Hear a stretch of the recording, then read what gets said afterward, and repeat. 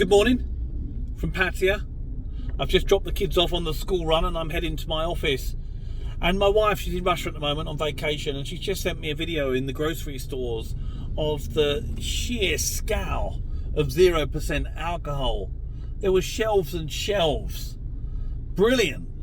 And it made me ask the question, why does Thailand lag behind more developed countries like Russia and the UK? Because here you can get a Heineken 0% in 7-Eleven, and then you have to go looking for other brands, and there's not much, and you'll have to go to specialist stores like Villa Market, catering for the expats, because it hasn't caught on yet, even though there's clear health benefits between lowering and getting rid of your alcohol content. It's the same when I came here 20 years ago. Walked to a 7-Eleven, the only drink I could get was full sugar Coca-Cola. I've been drinking Diet Coke for 10 years previous. Thailand had not caught up on healthy drinks. Now it has, but it took the time. And the list goes on. Lagging behind on electric cars, lagging behind on plant-based food diets, which I'm glad actually, because I think largely some of that can be debunked, and a lot of that credit can come down to clever marketing, and maybe a scarcity shift in meat, saying, well, let's push people into plants and they'll buy the narrative we put out. That's the issue. We do buy the narratives of whatever our countries put out. But my question is, why does Thailand lag, and why can't it lead? Is there reasons? And I guess, yes, there is. So I've gone off onto my mind and I thought, well, what's different here? There's, in my view, fewer big players. And the big brands over here don't necessarily need to drive change, because they've already got the monopoly and the market and good relationships with the government, I imagine, and so it's much slower to change. And the one thing I noticed with one of my tech products, Boosted by People, which really was a game changer and disruptive in the influencer marketing scene, businesses are very slow to adopt it, and I'm scratching my head. And agencies and marketing companies over here said Thailand is the worst country in the world to adopt change. People don't like it. They're creatures of habit. They will follow what they think is best. Now, Boosted by People, by contrast, just launched in the UK, and businesses are signing up even before I'm ready. Wow, they're eager for things like this. So there must be a combination of things.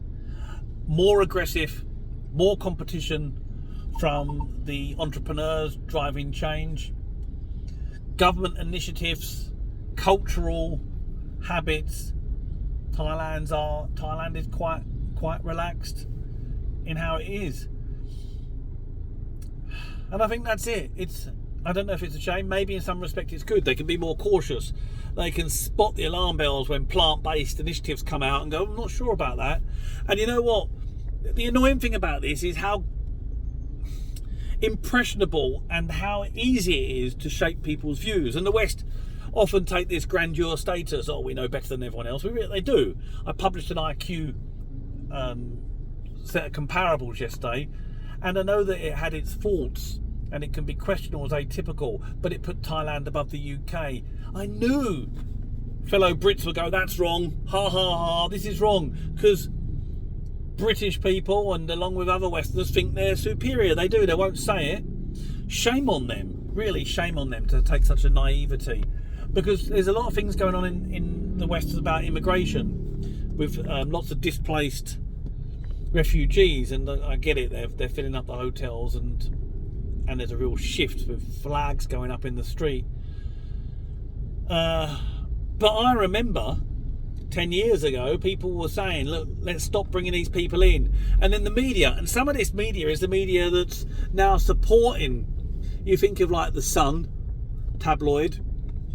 They published a little boy washed up on the beach 10 years ago. Do you not remember it? And then everyone in the UK went, oh, okay, let them in. And that same boy picture was later found to have been used in other countries. Conspiracy theory, absolutely. They knew how to shift opinion. And so that's what makes me think that this shift now is planned. And some conspiracies, I think there's good reasons. Because it's so illogical to let it get this far that I think they want this. They want this uprising. They want it.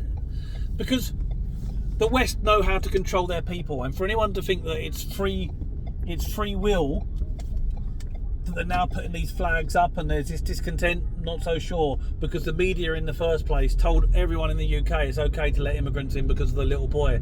Now there's a movement to say it's not so good. I'm not trusting of anyone at the moment. Okay, that's really my thought for today. What's going on in the world? Who's controlling the change? Developed worlds, Western world seem to lead the change. Good reasons. Thailand lagging behind, but maybe sometimes that benefits. They can watch where the mistakes happen, and the West make mistakes all the time. Keep safe. Don't know about Thailand.